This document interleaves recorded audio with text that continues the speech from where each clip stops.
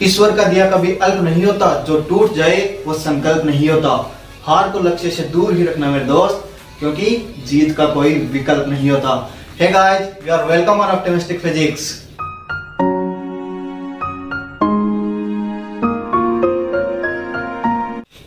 दोस्तों, last video में हमने आवेश के बारे में बात की थी, आवेश के गुणों के बारे में हमने स्टडी की थी, और आवेश जो आवेश संरक्षण का नियम है उसके बारे में हमने पढ़ा था, और आवेश क्वांटमीकरण का नियम हमने पढ़ा था। और साथ ही साथ आपको मैंने बताया था एक इलेक्ट्रॉन का आवेश 1.602 गुणा 10⁻⁻19 कूलम होता है। और साथ ही साथ आपको यह भी मैंने बताया था आवेश को ई से दर्शाते हैं, और आवेश की इकाई सी फॉर कूलम होती है। आवेश की इकाई हम कूलम में नापते हैं। ठीक है, तो ये सब चर्चाएं आवेश के बारे में हो गई। अब हम आगे बात करेंगे आवेशों से लगने वाले बलों के बारे में। ठीक है, चलिए आगे बात करते हैं। आवेशों से जो बल लगते हैं इनके बारे में सबसे पहले कूलम सर ने स्टडी की, और उन्होंने एक नियम प्रतिपादित किया जिसको हम कूलम का नियम कहते हैं, और इनके मध्य लगने वाले बल को कूलम बल कहते हैं। तो ये सबसे पहले हम स्टडी करते हैं कूलम का नियम।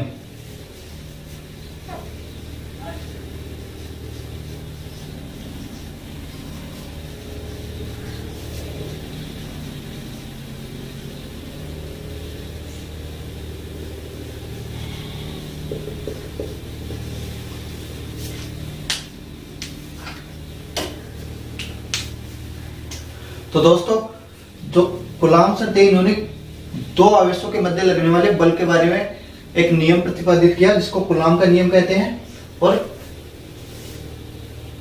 इनके मध्य लगने वाले बलों को कूलम बल कहते हैं। दोस्तों, इन्होंने नियम दिया दो आवेशों के मध्य लगने वाले बल का। जब दो बिंदु आवेश एक दूसरे के आसपास होते हैं तो ये एक दूसरे को आकर्षित या प्रतिकर्षित करते हैं। ये आवेश की प्रकृति होती है।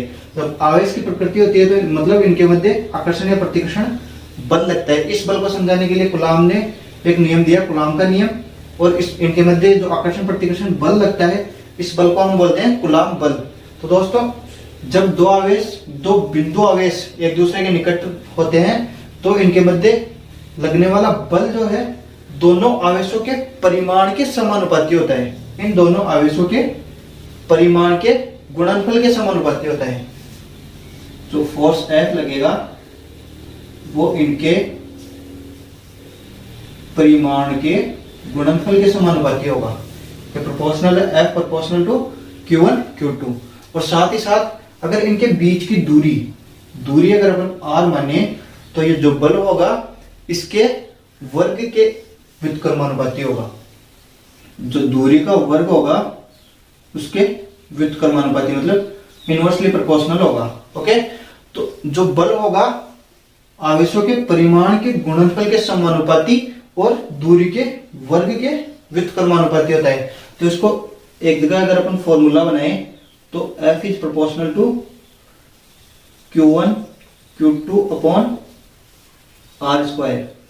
तो ये हो गया इसका समानुपातिक फॉर्मूला। अब इसको बराबर लिखने के लिए हम इसके लिए कांस्टेंट काम में लेते हैं। F बराबर K Q1 Q2 upon R square, और यहाँ पर चार्ज का परिमाण लेते हैं। ये हमेशा पॉजिटिव लिखते हैं, नेगेटिव नहीं लेते हैं। ओके, तो यह इनके मध्य लगने वाला बल का फॉर्मूला हो गया, कूलम बल का फॉर्मूला F बराबर K Q1 Q2 upon R square. Okay, ठीक है, ये फॉर्मूला हो गया। यहाँ पर K क्या है? K है समानुपातिक स्थिरांक। समानुपातिक स्थिरांक, और इस समानुपातिक स्थिरांक की वैल्यू क्या लेते हैं? इसका मान लेते हैं 9 गुणा 10⁹ 9। 9 गुणा 10⁹ न्यूटन मीटर स्क्वायर प्रति कूलम स्क्वायर। ये इसकी इकाई होती है। के की वैल्यू होगी 9 गुणा 10⁹ न्यूटन मीटर स्क्वायर प्रति कूलम स्क्वायर। ठीक है, चलिए ये फॉर्मूले की बात होगी। आपको ये फॉर्मूला हमेशा याद रखना है, बार बार काम आता रहेगा। इसको एक बार मैं आप ढंग से लिख के बता देता हूं आपको। तो कूलम नियम का फॉर्मूला क्या था? F बराबर K Q1 Q2 upon are square.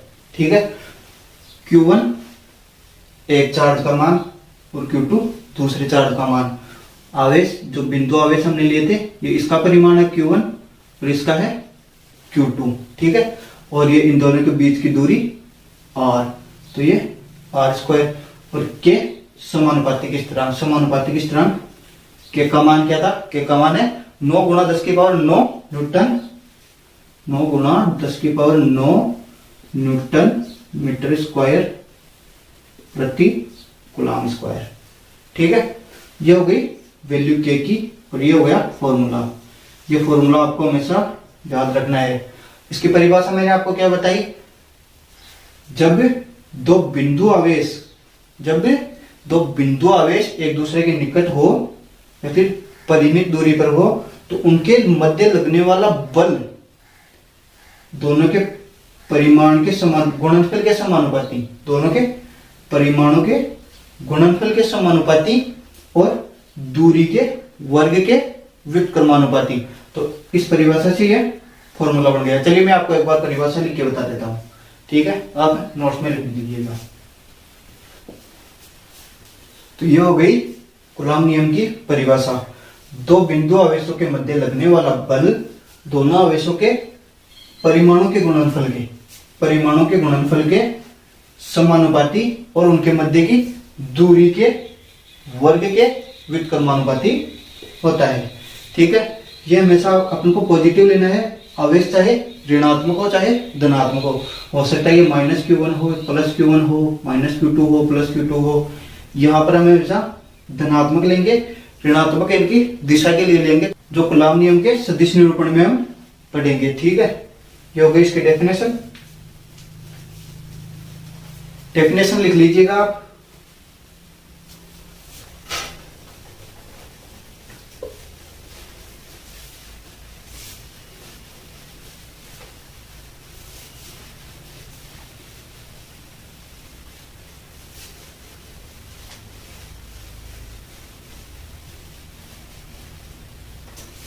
अगर आपको पढ़ाई हुए टॉपिक में कोई भी दिक्कत आती है तो कमेंट करके आप पूछ सकते हैं, या फिर टेलीग्राम के चैनल पर आप पूछ सकते हैं। ऑप्टिमिस्टिक फिजिक्स के नाम से टेलीग्राम पर हमारा ग्रुप है, लिंक डिस्क्रिप्शन में डाल दिया है, और आप सर्च करके भी देख सकते हैं ऑप्टिमिस्टिक फिजिक्स। ओके, ठीक है। तो उम्मीद है आपको कूलम का नियम अच्छे से समझ में आएगा। कूलम के नियम का फॉर्मूला हमेशा याद रखना, के Q1 Q2 upon are square. ठीक है, ये फिक्स हो गया।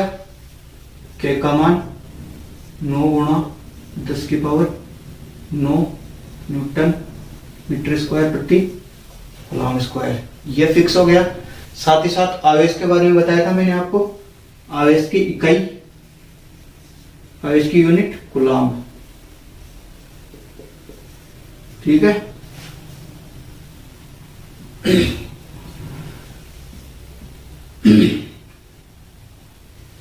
ठीक है। इकाई के बाद में आवेश का मान, एक इलेक्ट्रॉन आवेश का मान 1.602 गुणा 10 की पावर -19 कूलम। ठीक है, ये चीजें आपको हमेशा याद रखनी है, ये आपके क्वेश्चंस में काम आती रहेंगी। अगर ये चीजें आपको याद नहीं रही तो आपका सवाल हल नहीं हो पाएगा। ठीक है, ये हमेशा याद रखना है। चलिए आगे मैं इसका एक एग्जाम्पल आपको करवा देता हूँ। एग्जाम्पल से मैं आपको समझाऊंगा, फॉर्मूला भी याद हो जाएगा और आपको ये समझ में भी ठीक से आ जाएगा। एक एग्जाम्पल करते हैं। क्वेश्चन में मान लीजिए आपको दिया हुआ है 2 कूलम आवेश और ये है 5 कूलम आवेश। इनके मध्य की दूरी अगर आपको 2 मीटर दे दे तो इनके मध्य फोर्स कितना लग रहा है, बल कितना लग रहा है, फोर्स आपको निकालना है। चलिए निकालिए, आपको फॉर्मूला सामने है और इन दोनों के मध्य बल आप निकालिए। आप वीडियो पॉज करके निकाल लीजिए और फिर बाद में वापस वीडियो चालू करिए। देखिए आपका आंसर सही आया है या नहीं।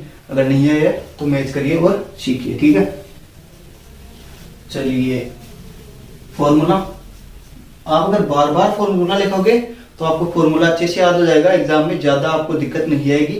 फर्स्ट क्वेश्चन होगा, वहां पर आपकी स्पीड जरूरी है। फॉर्मूला था K(Q1 Q2 upon R²। Q1 ये वाला 2 कूलम, Q2 ये वाला 5 कूलम। दूरी इनके बनते की 2 मीटर, 2 मीटर का ये वाला स्क्वायर। अब क्या रहा K का मान मैंने आपको बता दिया, आपको याद रखना है 9 गुणा 10 की पावर 9, 9 गुणा 10 की पावर 9। तो ये आपका बल आ गया। इसको कैलकुलेट कर लीजिए, आपका आंसर आ जाएगा। ये पावर से ये कट गया और 9 5 45 बटे 2 गुणा 10 की पावर 9 या फिर 22.5 गुणा 10 की पावर 9 न्यूटन। ये आपका बल आ गया। देखिए बिल्कुल इजी सवाल है, फॉर्मूले में आपको ओनली मान रखना है और ऐसा ही बिल्कुल इजी सा क्वेश्चन आपको एग्जाम में भी मिल सकता है और आपके 2 नंबर पक्के हो सकते हैं। ठीक है, चलिए फॉर्मूला आप अच्छे से याद रखिएगा। आगे बात करते हैं। इसके बाद में हम बात करते हैं कूलॉम नियम की कुछ सीमाएं हैं उनके बारे में।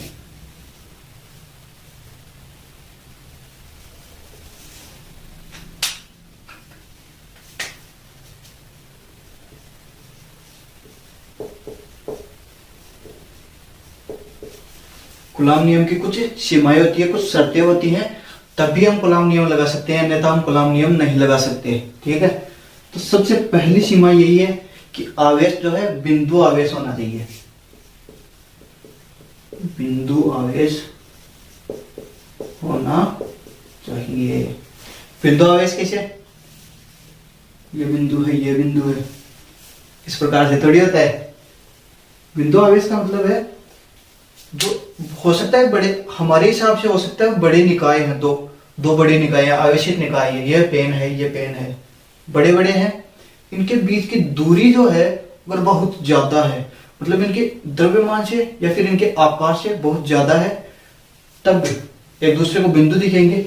देखिए ये बिंदु अपने लिए बहुत छोटा है, कैमरे के सामने ये और भी छोटा दिख रहा होगा आपको, पर अगर इसको हम जूम करेंगे तो ये बहुत बड़ा हो जाएगा।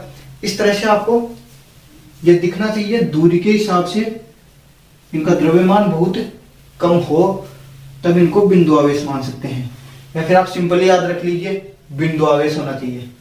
दूसरी बात, दूसरी शर्त क्या आती है इसकी? दूसरी शर्त है आवेश स्थिर होना चाहिए।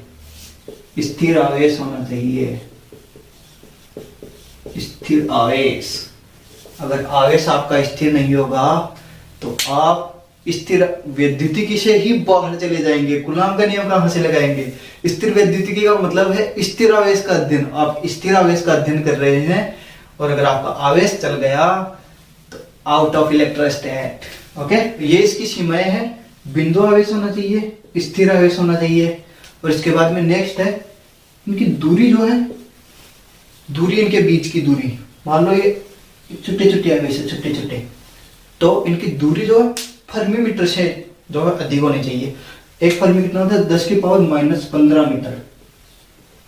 जब 10 की पावर -15 मीटर के लेवल पर अपन आते हैं तो नाभिक की त्रिज्या होती है लगभग 10 की पावर -15 मीटर की, तो वहां पर नाभिकीय बल लगने चालू हो जाते हैं इलेक्ट्रॉन प्रोटॉन के बीच में। ठीक है, तो नाभिकीय बलों की हम यहाँ पर स्टडी नहीं करेंगे। कूलॉम नियम नाभिकीय बलों में लागू नहीं होता है। कूलॉम नियम लागू होता है बिंदु आवेशों में। बिंदु आवेशों में ये बिंदु आवेश, ये और ये भी बिंदु आवेश हो सकता है आपके लिए, ये और ये भी बिंदु आवेश हो सकता है। ठीक है, तो ये 10 की पावर -15 मीटर कोटि से अधिक कम होना चाहिए, इससे अधिक होना चाहिए।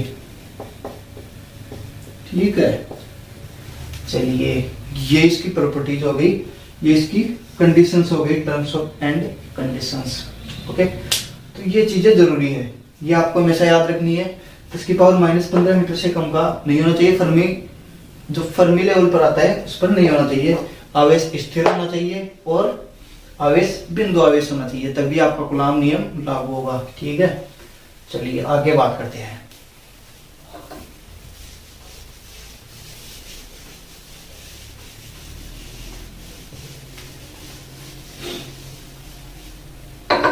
आगे क्या बात करेंगे, आगे हम अभी कूलॉम नियम के बारे में बात करेंगे। कूलॉम नियम का जो हमने फॉर्मूला दिया है, इसमें जो कांस्टेंट रखा है, समानुपातिक स्थिरांक जो हमने रखा है के का मान हमने 9 गुणा 10 की पावर 9 रखा है। इसकी इकाई हो गई न्यूटन मीटर स्क्वायर प्रति कूलॉम स्क्वायर। याद करवा के रहूंगा आपको, याद करवा के, ठीक है। के का मान ये हो गया। इसके बाद में के का मान एक और हम लिख सकते हैं 1/4 पाई एप्सिलॉन नॉट। इसकी डेरिवेशन में हम नहीं जाएंगे, बट ये मोटी मोटी चीज है, ये आपको याद रखनी है। के का मान 1/4 पाई एप्सिलॉन नॉट आपको याद रखना है। एक और फॉर्मूला कूलॉम नियम का 1/4 pi epsilon not Q1 Q2 upon R square, ठीक है। के का मान 1/4 पाई एप्सिलॉन नॉट रखना है। कई बार आपको क्या होता है, न्यूमेरिकल्स में ऐसी वैल्यूज आ जाती है, इस प्रकार के मान आ जाते हैं कि उसमें ऊपर 4 पाई बनता है, 4 पाई बनता है, तो आप ये जो 9 गुणा 10 की पावर 9 रखेंगे, तब आपको ज्यादा डिफिकल्टी आएगी बजाय 1/4 पाई एप्सिलॉन नॉट रखने के। 1/4 पाई एप्सिलॉन नॉट रखेंगे, मान लो यहाँ पर 4 पाई आ गया, तो ये तो 4 pi by 4 pi cancel out हो गया, बट यहाँ पर आपका एप्सिलॉन नॉट बच गया। एप्सिलॉन नॉट, इसको हम इस प्रकार से दर्शाते हैं, एप्सिलॉन, यह है एप्सिलॉन, यह है एप्सिलॉन। एप्सिलॉन को हम विद्युतशीलता बोलते हैं, पदार्थ की विद्युतशीलता या फिर पारगम्यता भी कभी कभी बोल देते हैं।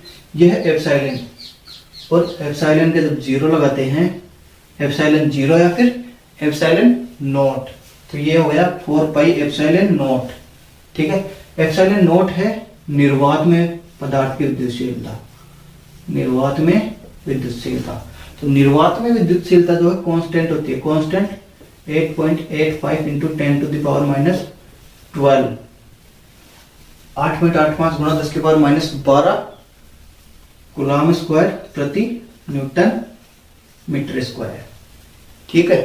तो यहां पर फॉर्मूले में 8.85 गुणा 10 की power -12 coulomb square newton metre square रख देंगे, ठीक है। ठीक है, तो ये आपको ये फॉर्मूला भी हमेशा याद रखना है, ये फॉर्मूला भी आपके काम आ जाता है, या फिर के की वैल्यू याद रख लोगे तो ये फॉर्मूला अपने आप आपको याद हो जाएगा। और एप्सिलॉन नॉट जो निर्वात में एप्सिलॉन नॉट का मान होता है 8.85 गुणा 10 की पावर -12 कूलॉम स्क्वायर प्रति न्यूटन मीटर स्क्वायर, ठीक है। ठीक है,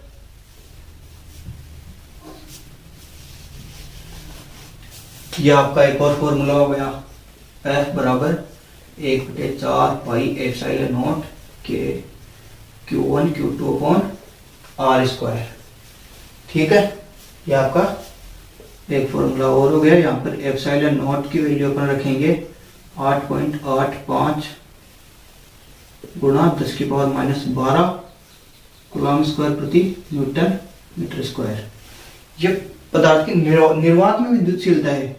तो पदार्थ की निर्वात में विद्युतशीलता का मतलब वायु से बाहर, निर्वात का आप मतलब समझते हो, तो ठीक है। निर्वात में ये हो गई। अब माध्यम में क्या होगी, माध्यम में एप्सिलॉन होगी, इसको विद्युतशीलता बोलते हैं एप्सिलॉन। अगर आपको माध्यम में दे दे तो यहाँ पर एप्सिलॉन नॉट रखने के बजाय एप्सिलॉन रखेंगे। एप्सिलॉन का मान आपको क्वेश्चन में आपको दिया हुआ आएगा, ठीक है। तो ये एप्सिलॉन अगर आपको यूज करना है माध्यम में, अगर आपको दिया है तो क्वेश्चन में आ जाएगा, कोई प्रॉब्लम नहीं है, बिल्कुल इजी टॉपिक है, आपका बहुत अच्छे से क्वेश्चन हो पाएगा, ठीक है। चलिए फॉर्मूले से अब थोड़ा सा आगे बढ़ते हैं, कूलॉम के नियम में थोड़ी सी अच्छी बात कर लेते हैं।